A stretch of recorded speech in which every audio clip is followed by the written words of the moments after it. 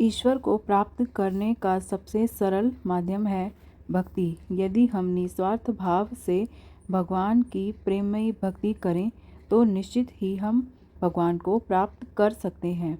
इसके साथ ही गुरु वैष्णवों का संग हमें करना होगा, क्योंकि सत्संग से ही हमारे अनेक प्रकार के अनर्थ दूर होंगे और हमारे अंदर भक्ति जागृत होगी। कलयुग में तो भगवान का नाम ही इस भवबंधन से पार होने का एकमात्र साधन बताया गया है। इसलिए ज़्यादा से ज़्यादा हरि नाम का जाप करें। हरे कृष्ण कृष्ण कृष्ण हरे हरे, हरे राम राम राम हरे हरे। ईश्वर की प्राप्ति कैसे हो सकती है?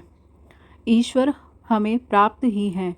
हम ईश्वर का अभिव्यक्त रूप ही हैं। हाँ, इतना अवश्य है कि संसार की मोहमाया के सम्मोहन में आकर हम अपना ईश स्वरूप भुला बैठे हैं और मिथ्या अहम का मुखौटा पहनकर अमर, अकबर या एंथनी बन गए हैं और अपनी ही तलाश में मंदिर, मस्जिद तथा चर्च में भटक रहे हैं। यह तो वैसे ही हुआ जैसे कि बगल में छोरा गांव में हीरा। इसलिए यदि हमारी बात गले उतर रही हो तो कृपया अपने प्रश्न को संबोधित कर लीजिएगा। अब आप यह पूछेगा कि हम अपने भूले ईश स्वरूप की पुनः स्मृति कैसे कर सकते हैं। तब हम आपको जो जवाब देंगे वही आपके काम आएगा। आपने अपना मूल स्वरूप जिस कारण भुला दिया है वह आपका अपना मन है, जो इंद्रिय जनित विषय सुख की मृग मरीचिका से मंत्र विमुग्ध हुआ आपकी चेतना को बाहर संसार में भटकने को विवश कर दिए रहा है। यही संसारिक मोहमाया कहीं गई है तो बस इस मन के आवरण रूपी कारण को दूर कर दीजिए, यानी अपनी चेतना की बहिमुखी धारा को उल्टा अंतर्मुखी राधा में बदल दीजिए। आप पाएंगे कि आपकी आत्मा रूपी श्री कृष्ण अंतर्मुखी चेतना रूपी राधा से किस प्रकार रास रचाने लगते हैं और आप सनातन आनंद के एक असज्र स्रोत से जुड़ जाते हैं।